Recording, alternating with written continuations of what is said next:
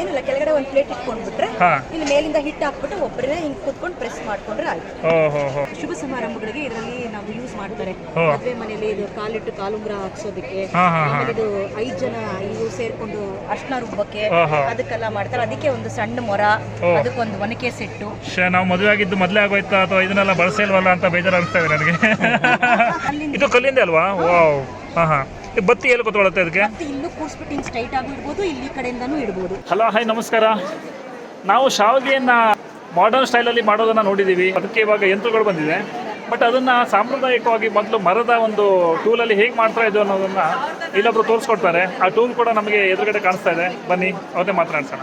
ನೋಡಿ, ನಾನು ಹೇಳಿದ್ದಂತಹ ಒಂದು ಶಾವಿಗೆ ಮಾಡುವಂತಹ ಮರದ ಯಂತ್ರ ಇದೇನೆ. ಇದನ್ನು ಕಂಪ್ಲೀಟ್ ಆಗಿ ಮರದಲ್ಲೇ ಮಾಡಿದ್ದಾರೆ. ನಮಸ್ಕಾರ. ಏನಿದು ಮತ್ತೆ ಇದನ್ನ ಯಾವ ರೀತಿ ಆಪರೇಟ್ ಮಾಡಬೇಕು, ಎಲ್ಲಿ ತಯಾರಾಗುತ್ತೆ? ಇದು ನಾವು ನಮ್ಮ ಕಾರ್ಪೆಂಟರ್ ತಯಾರು ಮಾಡ್ತಾರೆ, ಇದನ್ನ ಆರ್ಟಿಸಾನ್ಸ್, ಗುಡಿ ಕೈಗಾರಿಕೆಯವರು. ಸೊ ಇದು ಹೇಗೆ ಅಂತಂದ್ರೆ, ನಿಮ್ಗೆ ಹಳೆ ಕಾಲದಲ್ಲಿ ಇದೇ ತರ ಒತ್ತಿಂಗ್ ಮಿಷಿನ್ ಬರ್ತಾ ಇತ್ತು. ಹೇಗೆ ಅಂತಂದ್ರೆ, ನೀವು ರೊಟ್ಟಿ ಇದು ಶಾವಿಗೆ ಮಾಡಕ್ ಮುಂಚೆ ಅಕ್ಕಿ ಹಿಟ್ಟನ್ನ ತೊಳಸ್ಕೊಂಡು ರೆಡಿ ಮಾಡ್ಕೊಂಡು ಇದ್ರ ಒಳಗಡೆ ಇಲ್ಲಿ ಇಟ್ಬಿಟ್ಟು ಹಿಂದೆ ಇಟ್ಬಿಟ್ಟು ಇಲ್ಲಿ ಪ್ರೆಸ್ ಮಾಡಿ ಕೆಳಗಡೆಯಿಂದ ಹಿಂಗೆ ಪ್ರೆಸ್ ಮಾಡಿದ್ರೆ ಕೆಳಗಡೆಯಿಂದ ನಿಮಗೆ ನೋಡಿ ಇಲ್ಲಿ ಒಂದು ಜಾಳಿಗೆನ ಇಟ್ಟಿದ್ದಾರೆ. ಸೊ ಇದ್ರ ಮೂಲಕ ಒಂದು ಏನಂತಾರೆ ಅದು ಶಾವಿಗೆ ಬರುತ್ತೆ ಆಚೆ. ನೂಡಲ್ಸ್ ಅಂತ ಏನು ಹೇಳ್ತೀವಿ ಅದೇ ಥರದಲ್ಲೇ ಶಾವಿಗೆ ಬರುತ್ತೆ. ಓಕೆ, ಈಗ ಇದ್ರ ಒಳಗಡೆ ಹಾಕ್ಲಿಕ್ಕೆ ಏನು ಕಡುಬು ಥರ ಮಾಡ್ಕೋಬೇಕಾಗತ್ತಾ, ಬೇಯಿಸ್ಕೋಬೇಕಾಗತ್ತಾ, ಹೇಗೆ? ಉಕ್ಕರ್ಸ್ಕೋಬೇಕು. ಅಕ್ಕಿ ಹಿಟ್ಟನ್ನ ಉಕ್ಕರ್ಸ್ಕೊಂಡು ಆಮೇಲೆ ಸ್ಟೀಮ್ ಮಾಡ್ಕೊಂಡು ಅದನ್ನ ನಾವು ಆಮೇಲೆ ಇದ್ರೊಳಗಡೆ ಹಾಕಿ ಅದನ್ನ ಪ್ರೆಸ್ ಮಾಡುವಂಥದ್ದು. ಸಿಹಿ ಶಾವಿಗೆ ಅಥವಾ ಸಪ್ಪೆ ಶಾವಿಗೆ ಅದೆರಡು ಆಮೇಲೆ ಆಗುವಂಥದ್ದು ಅಥವಾ ಮೊದಲೇ ಆಗುವಂಥದ್ದು, ಹೇಗೆ? ಇಲ್ಲ, ನೀವು ಹೆಂಗೆ ಬೇಕೋ ನೀವು ಫಸ್ಟ್ ಶಾವಿಗೆ ಮಾಡ್ಕೊಂಡು ಆಮೇಲೆ ಖಾರ ಶಾವಿಗೆಗೆ ಖಾರದ ಒಗ್ಗರಣೆ ಹಾಕೊಳ್ಳಿ. ಸಿಹಿ ಶಾವಿಗೆ ಕಾಯಿ ಹಾಲು, ಸ್ವೀಟ್ಗೆ ಬೆಲ್ಲ ಮತ್ತೆ ಗಸಗಸೆ ಎಲ್ಲ ಇದು ಮಾಡಿ ರೆಡಿ ಮಾಡ್ಕೋಬೇಕು. ಓಕೆ, ಅದು ತುಂಬಾ ಸಾಂಪ್ರದಾಯಿಕವಾಗಿರುವಂತ ಒಂದು ತಿಂಡಿ ಅಲ್ವಾ ನಮಗೆ? ಓಕೆ, ಈಗ ಇದನ್ನ ಜನ ಮಾಡೋದು ಇವಾಗೆಲ್ಲ ಅನಿಲ್ ಶಾವಿಗೆ ತಗೊಂಡ್ಬಂದು ನೀರಲ್ಲಿ ನೆನೆಸ್ಬಿಟ್ಟು ಬಿಸಿ ನೀರಲ್ಲಿ ಮಾಡ್ಕೊತಾ ಇದ್ದಾರೆ. ಬಟ್ ರುಚಿ ಇದ್ರದೇ ಬೇರೆ. ನೀವೇ ತೊಳಸಿ ನೀವೇ ಮಾಡಿದಾಗ ಅದ್ರ ರುಚಿನೇ ಬೇರೆ ಅಂತೀರಾ? ವಾವ್, ಇದನ್ನ ಒಬ್ಬರೇ ಕೂಡ ಆಪರೇಟ್ ಮಾಡ್ಬೋದಾ? ಏನಿಲ್ಲ, ಕೆಳಗಡೆ ಒಂದು ಪ್ಲೇಟ್ ಇಟ್ಕೊಂಡ್ಬಿಟ್ರೆ ಇಲ್ಲಿ ಮೇಲಿಂದ ಹಿಟ್ಟು ಹಾಕ್ಬಿಟ್ಟು ಒಬ್ಬರೇ ಹಿಂಗೆ ಕೂತ್ಕೊಂಡು ಪ್ರೆಸ್ ಮಾಡ್ಕೊಂಡ್ರೆ ಆಯ್ತು. ಶಾವಿಗೆ ರೆಡಿ ಆಗ್ಬಿಡುತ್ತೆ. ರೈಟ್, ತುಂಬಾ ನೋಡಿ ಈಸಿಯಾಗಿ ಆಪರೇಟ್ ಮಾಡೋ ಹಾಗೆ ಮಾಡಿದ್ದಾರೆ. ಇದೆಲ್ಲ ಈಸಿ ಆಗಿರುತ್ತೆ. ಬೇಕಾದ್ರೆ ಟ್ರಾವೆಲ್ ಮಾಡೋರು ಇದನ್ನೆಲ್ಲ ಬಿಚ್ಕೊಂಡು ತಗೊಂಡ್ಬಿಟ್ಟು ಹೋಗ್ಬಿಡ್ಬೋದು. ಇದನ್ನ ಡಿಸ್ಮ್ಯಾಂಟಲ್ ಮಾಡಬಹುದಾಗಿದ್ರೆ ಇದೇ ಒಂದು ಸೆಪರೇಟ್ ಪೀಸ್ ಆಗುತ್ತೆ, ಇದು ಸೆಪರೇಟ್ ಪೀಸ್ ಆಗುತ್ತೆ, ಇದು ಸೆಪರೇಟ್ ಪೀಸ್ ಆಗುತ್ತೆ. ಓಕೆ, ಇದರ ಒಂದು ದರ ಎಷ್ಟು ಇವಾಗ? ಪ್ರೈಸ್ ಬಂದ್ಬಿಟ್ಟು 750 ದರ. 750? ನಾರ್ಮಲ್ ವುಡ್ಡಲ್ಲಿ ಮಾಡಿದ್ದಕ್ಕೆ 750. ಟೀ ವುಡ್ಡಲ್ಲಿ ಮಾಡಿದ್ರೆ ತುಂಬಾನೇ ಕಾಸ್ಟ್ಲಿ ಆಗುತ್ತಾ? ಡೈಲಿ ಮಾಡಲ್ಲ, ಈ ವುಡ್ ಸಾಕು. ಈಗ ಸಾಗವಾನಿಯ ಒಂದು ಅವಶ್ಯಕತೆ ಇಲ್ಲ ಅಂತ ಹೇಳ್ತಾ ಇದ್ದಾರೆ. ಟೀ ಕುಡ್ನ ಬಳಸದೇನು ಕೂಡ ಇಷ್ಟು ಗಟ್ಟಿಯಾಗಿರುವಂಥ ಮರದಲ್ಲೇ ಇದನ್ನು ಮಾಡ್ಬೋದು ಮತ್ತು ಬಾಳಿಕೆ ಬರುತ್ತೆ ಅಂತ ಅವರು ಹೇಳ್ತಾ ಇದ್ದಾರೆ. ನಿಲ್ಲಿ ಅದರ ಒಂದು ಸ್ಟ್ರಕ್ಚರನ್ನು ಇನ್ನು ಡೀಟೇಲ್ ಆಗಿ ನೋಡ್ಬಿಡೋಣ. ನೋಡಿ, ಅವ್ರು ಹೇಳ್ದಂಗೆ ತುಂಬ ಬಲ್ಕಿಯಾಗಿ ಕೂಡ ಇಲ್ಲ, ಆರಾಮಾಗಿ ಸಣ್ಣ ಜಾಗದಲ್ಲಿ ಇದನ್ನು ಮಾಡ್ಬೋದು ಮತ್ತು ಕಳಚ್ಕೊಂಡು ಬಿಟ್ಟು ಇದನ್ನು ಬೇರೆ ಬೇರೆ ಪಾರ್ಟ್ಸ್ ಆಗಿ ಬೇರೆ ಕಡೆ ಕೂಡ ಸಾಗಿಸ್ಬೋದು. ಇವಾಗ ಇದನ್ನು ಪರ್ಚೇಸ್ ಮಾಡಬೇಕಂದ್ರೆ ಯಾವ ಸಂಸ್ಥೆ ಇದಕ್ಕೆ ಮುಂದೆ ಬಂದಿದೆ? ಅಜ್ಜಿಯ ಅರಮನೆ. Okay, AJJIYA. ಓಕೆ, ಅಜ್ಜಿಯ ಅರಮನೆ. ಸರಿ, ಅಲ್ಲಿ ಫೋನ್ ನಂಬರ್ ಕೂಡ ಕೆಳಗಡೆ ಕಾಣಿಸ್ತಾ ಇದೆ, ಅದಕ್ಕೆ ಕಾಂಟ್ಯಾಕ್ಟ್ ಮಾಡಬೇಕಾ? ಓಕೆ, ಸರಿ. ಇವಾಗ ಇದು ಎಲ್ಲ ಕಡೆನೂ ನಿಮ್ಮದು ಪಾರ್ಸೆಲ್ ಇದೆಯಾ? ಅಕ್ರಾಸ್ ಇಂಡಿಯಾ ಅಬ್ರಾಡ್ ಕಳಿಸ್ಕೊಡ್ತಾ ಇದೀವಿ ಎಲ್ಲ ಕಡೆ. ನಮ್ದು ಕಲ್ಮರ್ಗೆ, ಕಲ್ಸೋರೆ, ಕಲ್ಗಡಿಗೆಗಳು. ಹಾಗಿದ್ರೆ ನಿಮ್ಮ ಬೇರೆ ಪ್ರಾಡಕ್ಟ್ಸ್ಗಳ ಬಗ್ಗೆ ಸ್ವಲ್ಪ ಹೇಳಕ್ಕಾಗತ್ತೆ? ಏನು ಕಲ್ಲಿನಲ್ಲೇ ಗಡಿಗೆ ಮಾಡಿದ್ದೀರಾ?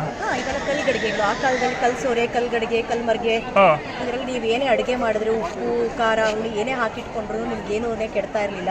ಹುಣಸೆ ಹಣ್ಣೆಲ್ಲ ನೀವು 1 ವರ್ಷ ಫುಲ್ಲು ಇದರಲ್ಲಿ ಇಟ್ಕೊಂಡ್ರು ನಿಮ್ಗೆ ಹುಳ ಬರಲ್ಲ. ಹಾಕಿಡ್ಬೋದು, ಅಡುಗೆ ಮಾಡಿದ್ರೆ ಕೆಡೋಲ್ಲ. ಸಿಕ್ಕಾಪಟ್ಟೆ ಭಾರಿ ಇದೆ ಹೇಳ್ರಿ. ನಾನು ಹಗುರ ಇದೆ ಅಂತ ಅಂದ್ಬಿಟ್ಟು ಲೆಫ್ಟ್ ಹ್ಯಾಂಡ್ ಅಲ್ಲಿ ಅಡುಗೆಗೆ ನಿಮ್ಗೆ ಹದವಾಗಿ ಬರುತ್ತೆ, ಚೆನ್ನಾಗಿ ಬರುತ್ತೆ, ರುಚಿಯಾಗಿರುತ್ತೆ, ಕೆಡೋಲ್ಲ. ಇದು ಹೆಂಗೆ ಬಿಸಿ ಎಷ್ಟೊತ್ತು ರಿಟೈನ್ ಆಗಿರುತ್ತೋ ಅಷ್ಟೇ ತಣ್ಣಗಾದ್ಮೇಲೆ ರೆಫ್ರಿಜಿರೇಟರ್ ತರ ನಿಮಗೆ ವರ್ಕೌಟ್ ಆಗುತ್ತೆ. ಆ ಕಾಲದಲ್ಲಿ ಬೆಣ್ಣೆ ಕೂಡ ಇದರಲ್ಲೇ ಇಟ್ಕೊಳ್ಳೋರು, ಯಾಕಂದ್ರೆ ರೆಫ್ರಿಜಿರೇಷನ್ಸ್ ಎಲ್ಲ ಏನೂ ಇರ್ತಿರ್ಲಿಲ್ಲ. ಈ ತರದೆಲ್ಲ ದೊಡ್ಡ ದೊಡ್ಡ ಪಾತ್ರೆಯಲ್ಲಿ ಅವರುಗಳು ಇದು ಉಪ್ಪು, ಹುಣಸೆ ಹಣ್ಣು, ದೋಸೆ ಹಿಟ್ಟು ಎಲ್ಲ ಹಾಕಿಟ್ಕೊಳ್ಳೋರು. ಹುಳಿ ಬರಲ್ಲ ಇದರ ಪ್ರೈಸ್ಗಳು ಎಷ್ಟಿದೆ? ಇದು ಲಿಡ್ ಇಲ್ದೇ ಇರೋದು 950 ರೂಪಾಯಿ ಲೀಟರ್ಗೆ ಬೀಳುತ್ತೆ. ಇದು ನಾವು ಪಳಗಿಸಿ ರೆಡಿಯಾಗಿ ಕೊಟ್ಟಿರೋದು, ಯಾಕಂದ್ರೆ ಇದಕ್ಕೆ 20-25 ದಿವಸ ಪಳಗಿಸ್ಬೇಕು. ಅದು ನಾವು ರೆಡಿ ಮಾಡಿಕೊಟ್ಟಿದ್ದೀವಿ. ಸೊ ನಾಳೆಯಿಂದಲೇ ನೀವು ಅಡುಗೆ ಮಾಡ್ಕೋಬಹುದು.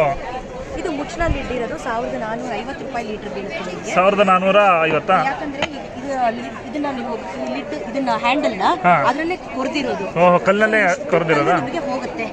ಅವ್ರಿಗೆ ಅಷ್ಟು ಕೆಲಸ ಜಾಸ್ತಿ. ಕರೆಕ್ಟ್. ಅವ್ರು ಹೇಳ್ತಾ ಇರೋದು ನೋಡಿ, ಈ ಸೈಜ್ಗೆ ಫಸ್ಟ್ ತಗೊಂಡು ಆಮೇಲೆ ಇದ್ರನ್ನ ಬಿಟ್ಬಿಟ್ಟು ಈ ಪಾರ್ಟನ್ನ ವೇಸ್ಟೇಜ್ ಆಗಿ ಬಿಡಬೇಕಾಗತ್ತೆ. ಹಾಗಾಗಿ ಅದ್ರ ಸೇರಿಸ್ಬಿಟ್ಟು 1000 ಎಷ್ಟು ಅಂದ್ರೆ ಅದಕ್ಕೆ ಅದು 1450 ಲೀಟರ್ ಬೀಳುತ್ತೆ. ಓಕೆ ಸರಿ. 950 1 ಲೀಟರ್ ಇಂದ ಇದು 5 ಲೀಟರ್ ವರ್ಗ ಸಿಗುತ್ತೆ. 5 ಲೀಟರ್ ವರೆಗೂ ಇದೆಯಾ? ಹೂಜಿಯನ್ನ ಅಥವಾ ಗಡಿಗೆನ ನೋಡಿದೀವಿ, ಬಟ್ ಇಲ್ಲಿ ನೋಡಿ ಈ ಪಾತ್ರನ ಅವರು ಮುಚ್ಚಳ ಕೂಡ ಕಲ್ಲಲ್ಲೇ ಮಾಡಿದ್ದಾರೆ.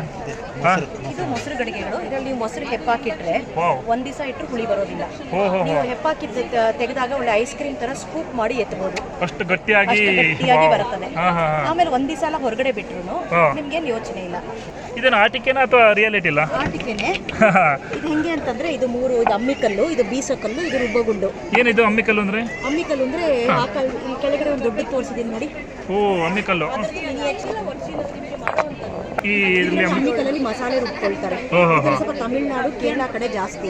ನಾವು ಕರ್ನಾಟಕಲ್ಲೆಲ್ಲ ಈ ತರ ರುಬ್ಬಗುಂಡು ನಮ್ಗೆ. ಯಾವುದು? ಇದನ್ನ ನಾವು ಬಳಸ್ತೀವಿ. ಹೌದು. ಇದು ಬೀಸಕಲ್ಲು, ರಾಗಿ ಕಲ್ಲು, ಬೀಸಕಲ್ಲು. Okay, correct. ಈ ಮೂರನ್ನು ಎಲ್ಲರೂ ಪೂಜೆಗಳಿಗೆ ಇದಕ್ಕೆ ಕೇಳ್ತಾರೆ. ಸೊ ಅವ್ರಿಗೆ ಪೂಜೆಗೆ ಮಾಡ್ಕೊಳ್ಳೋದಕ್ಕೆ ಇದೆಲ್ಲ.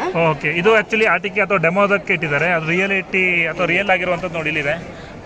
ಬೀಸು ಕಲ್ಲಾಯಿತು, ಆಮೇಲೆ ಅವ್ರು ಹೇಳ್ದಂಗೆ ಅಮ್ಮಿಕಲ್ಲು. ಹೌದು, ಇದು ಕೂಡ ನಾವು ಒಳಕಲ್ಲು ಅಂತೀವಿ. ಇದೆ. ಏನೇ ಗೊತ್ತಾ, ಇದು ಮದುವೆ ಮನೆಗಳಲ್ಲಿ ಗೃಹಪ್ರವೇಶಕ್ಕೆ ಶುಭ ಸಮಾರಂಭಗಳಿಗೆ ಇದರಲ್ಲಿ ನಾವು ಯೂಸ್ ಮಾಡ್ತಾರೆ. ಮದುವೆ ಮನೆಯಲ್ಲಿ ಇದು ಕಾಲಿಟ್ಟು ಕಾಲುಂಗ್ರ ಹಾಕ್ಸೋದಕ್ಕೆ, ಆಮೇಲೆ ಇದು 5 ಜನ ಇವು ಸೇರ್ಕೊಂಡು ಅರ್ಶನ ರುಬ್ಬಕ್ಕೆ ಅದಕ್ಕೆಲ್ಲ ಮಾಡ್ತಾರೆ. ಅದಕ್ಕೆ ಒಂದು ಸಣ್ಣ ಮೊರ, ಅದಕ್ಕೊಂದು ಒನಕೆ ಸೆಟ್ಟು. ನಾವು ಮದುವೆ ಆಗಿದ್ದು ಮೊದಲೇ ಆಗೋಯ್ತಾ ಅಥವಾ ಇದನ್ನೆಲ್ಲ ಬಳಸಿಲ್ವಲ್ಲ ಅಂತ ಬೇಜಾರಾಗ್ತಾ ಇದೆ ನನಗೆ. ಇನ್ನೊಮ್ಮೆ ಆಗೋಣ ಅನಿಸ್ತಾ ಇದೆ. ಇದೇನಿದು? ಅದು ದೀಪಗಳು. ಇದು ಕಲ್ಲಿಂದ ಅಲ್ವಾ? ವಾವ್. ಬತ್ತಿ ಎಲ್ಲಿ ಕೂತ್ಕೊಳ್ಳುತ್ತೆ ಇದಕ್ಕೆ? ಇಲ್ಲೂ ಕೂರ್ಸ್ಬಿಟ್ಟು ಹಿಂಗೆ ಸ್ಟ್ರೈಟ್ ಆಗಿ ಇಡ್ಬೋದು, ಇಲ್ಲಿ ಕಡೆಯಿಂದನೂ ಇಡ್ಬೋದು. ಎರಡು ಕಡೆ ಇಡ್ಬೋದಲ್ಲ? ಇದು ಒಂಥರ ಇದು ಕಾಮಾಕ್ಷಿ ದೀಪಗಳು. ಕಾಮಾಕ್ಷಿ ದೀಪನ ಇದು? ಏನದು ಕಾಮಾಕ್ಷಿ ಪಾಳ್ಯದಲ್ಲಿ ರೆಡಿ ಆಗೋದಾ? ಅಲ್ಲ, ಅದು ಕಾಮಾಕ್ಷಿ ದೀಪ ಅಂತ ಹಿತ್ತಾಳೆಯಲ್ಲಿ ಬರ್ತಾ ಇತ್ತಲ್ಲ, ಅದೇ ತರ ಇದು ಕಲ್ಲಿನಲ್ಲಿ ಮಾಡ್ತಾರೆ. ಅದ್ರ ಮೇಲೆ ಕಾಮಾಕ್ಷಿದು ಕೆತ್ತನೆ ಇರುತ್ತೆ, ಲಕ್ಷ್ಮೀದು ಕೆತ್ತನೆ ಇರುತ್ತೆ. ಇವತ್ತಿನ ಏನು ಬೆಳೀತಿದ್ದಂಗೆ ಜನರೇಷನ್ ಟ್ರೆಂಡ್ಗಳಲ್ಲಿ ಇವತ್ತಿಗೆ ಏನು ಬೇಕಾಗಿದೆ ಎಲೆಕ್ಟ್ರಾನಿಕ್ಸ್ ಈ ಥರದೊಂದು ಡಿವೈಸ್ಗಳ ಮೇಲೆಲ್ಲ ಹೋಗಿರೋದ್ರಿಂದ ಈ ಥರದ್ದು ಯಾವುದೇ ಆದಂಥ ವಸ್ತುಗಳು ಮನೆಯಲ್ಲಿ ಇಲ್ಲ. ಕರೆಕ್ಟ್.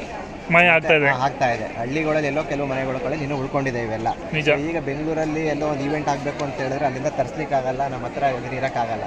ಶಾಸ್ತ್ರಕ್ಕೆ ಪ್ರಕಾರ ಇವನ್ನೆಲ್ಲ ಇಡಲೇಬೇಕಾಗಿರೋದ್ರಿಂದ ಇಷ್ಟು ಒಂಥರ ಮಿನಿಯೇಚರ್ ಥರ ಈಗ ಚಿಕ್ಕದಾಗಾದರೂ ಅಟ್ಲೀಸ್ಟ್ ಇವರು ನಿಮ್ಗಳಿಗೆ ಸಿಗೋ ಒಂದು ಅವಕಾಶನ ಮಾಡ್ಕೊಡ್ತಿದ್ದಾರೆ. ಖಂಡಿತವಾಗ್ಲೂ. ಅಂದ್ರೆ ಮದುವೆ ಮಾಡಿಸೋರು ಇವರೆಲ್ಲ ತಗೊಂಡು ಹೋಗಿದ್ದಾರೆ. ಅವ್ರ ಶಾಸ್ತ್ರಕ್ಕೆ ಅಮ್ಮಿಕಲ್ ತಗೊಂಡ್ ಬಂದು ರುಬ್ಬಗುಂಡು ತಗೊಂಡ್ ಬಂದು ಸೊ ಅವರೇ ತಗೊಂಡು ಹೋಗ್ತಾರೆ. ಕರೆಕ್ಟ್. ಅದ್ರದ್ದು ಒಂದು ಸಣ್ಣ ಪೀಸ್ ಆದ್ರೂ ಅಟ್ಲೀಸ್ಟ್ ಒಂದು ಆಕೃತಿಗಾದ್ರೂ ಇರ್ಲಿ ಅಂತ ಅಂದ್ಬಿಟ್ಟು ಒಂದು ಶಾಸ್ತ್ರ ಅಂತ ಮಾಡೋದು ನಿಜ. ಹಾಗೇನೆ ಇಲ್ಲೊಂದು ತೊಟ್ಲು ಶಾಸ್ತ್ರಕ್ಕೆ ಕೂಡ ಇಟ್ಟಿದ್ದಾರೆ ನೋಡಿ. ನೋಡಿ, ಸಾರಿ, ಚಿಕ್ಕದೊಂದು ಎಲ್ಲ ಟೀ ಕುಟ್ಟಿದಲ್ಲ, ಇದು ದೊಡ್ಡದು. ಎಲ್ಲ ಸಾಗವಾನಿ ಮರದ್ದೇ. ಇನ್ನು ನೊಗ ಇಟ್ಟಿದ್ವಿ, ಇಷ್ಟುದ್ದ ನೊಗ. ಆ ಹೆಣ್ಣು ತಲೆ ಮೇಲೆ ನೊಗ ಇಟ್ಟುಬಿಟ್ಟು ಬೆಳಿಬಾರದು ಜಾಸ್ತಿ ಅಂತ ಮಾಡ್ತಾರೆ. ಇದಕ್ಕೆ ಅದು ಇಲ್ಲ, ಬಟ್ ಇವತ್ತಿಲ್ಲ ಅದಿಲ್ಲ. ನೈಸ್. ಇದಕ್ಕೆಲ್ಲ ಎಷ್ಟೊಂದು ಕಲಾವಿದರು ಅಥವಾ ಕುಶಲಕರ್ಮಿಗಳು ಶ್ರಮ ವಹಿಸಿರ್ಬೋದಲ್ಲ? ಇದೆಲ್ಲ ಮಾಡುವಂತವ್ರು ತುಂಬಾ ವಯಸ್ಸಾಗಿರೋರು, ತುಂಬಾ ಅವ್ರ ಮಕ್ಕಳು ಯಾರು ಅಷ್ಟೆಲ್ಲ ಕಂಟಿನ್ಯೂ ಮಾಡ್ತಾ ಇಲ್ಲ. ತುಂಬಾ ಆದ್ರೂ ಇವಾಗ ಮೋಟಿವೇಟ್ ಮಾಡಿ ಮಾಡಿಸ್ತಾ ಇದ್ದೀವಿ. ತಕ್ಕ ಮಟ್ಟಿಗೆ ಸ್ವಲ್ಪ ಇವಾಗ ಮುಂದುವರಿತಾ ಇದ್ದಾರೆ. ಆಗ್ಲಿ, ನಿಮ್ಮ ಶ್ರಮ ಮುಂದುವರಿಲಿ, ಅದನ್ನ ಇನ್ನಷ್ಟು ಮುಂದಿನ ವರ್ಷಕ್ಕೂ ಅದು ಹಾಗೇನೆ ಮುಂದುವರಿಲಿ ಅನ್ನೋದೇ ನಮ್ಮ ಒಂದು ಆಶಯ. ಧನ್ಯವಾದ ನಿಮ್ಮ ಒಂದು ಮಾಹಿತಿಗೆ. Thank you so much. Thank you. S.